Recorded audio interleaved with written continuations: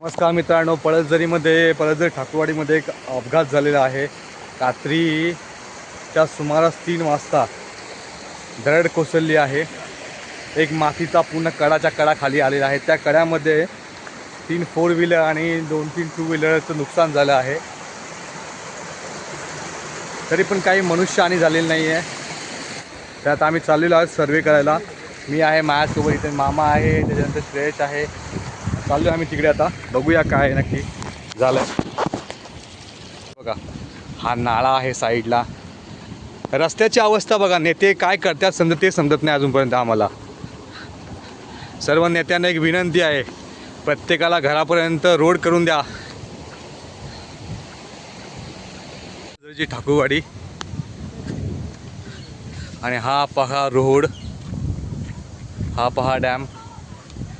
बघा तुम्ही किती उंचावर राहतात ही लोक. बघू शकता तुम्ही, पण डोंगरामध्ये राहत आहेत. व्यवस्थित रोड नाही आहे, पाण्याची सुविधा नाही आहे, तरी पण हे लोक इथे राहत आहेत. सॅल्यूट या लोकांना.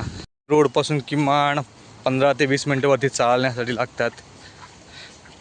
हा बघा रोडची कंडिशन बघा कशी आहे. खूप खराब रोड आहे. व्यवस्थित प्रॉपर गाडी पण जात नाही आहे. ही पहा ठाकूरवाडी. दमलो आम्ही चालता. तर ही पहा, पूर्ण धडच्या धड मातीचे खाली आलेले आहे. ते बघू शकता तुम्ही. ही बघा,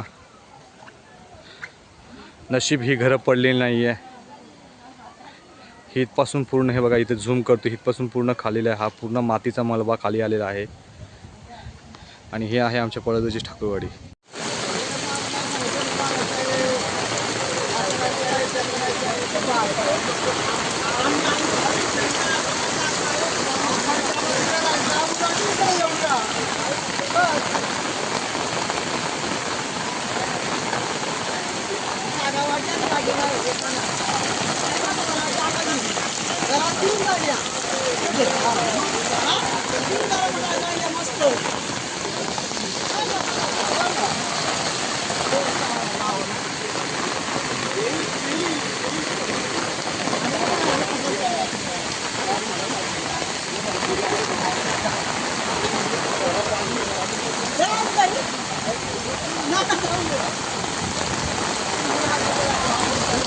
मध्ये लागला जमीनदार. बरोबर. फक्त हा जमीनदाराने सोयीस्कर म्हणून त्यांनी रस्ता दिलेला आहे. बरोबर. आदिवासींसाठी.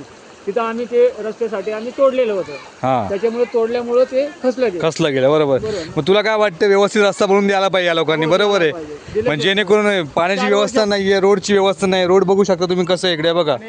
4 वर्षापूर्वी गेल्या मे जूनला हा रस्ता मंजूर झालेला होता. मग काय झालं, अजूनपर्यंत काम नाही झालं. काही कारवाई काही कानावरती घेतलंच नाही. आम्ही बोललो का जूनला चालू करायचं तर करून घ्या, बोललो रस्ता करून द्या. बरोबर आहे. पळसझरीमधल्या सर्व नेत्यांना विनंती करतो की व्यवस्थित रस्ता बनवून द्या तुम्ही, जेणेकरून यांना एवढे कष्ट घ्यावे नाही लागणार. बघा, हा जो खचला याचं मेन कारण आहे की याला माती काढली गेली आहे. इकडून माती काढली गेली आहे, त्याच्यामुळे हा व्यवस्थित हा पूर्ण खचला आहे. बरोबर ना. असं वाटतंय की याच्यावरती कमीत कमी 20 ते 25 फुटाची पडदी टाकणं आहे. म्हणजे स्टेप बाय स्टेप अशा मोठ्या हे भिंती उभा करायला लागली. बरोबर ना.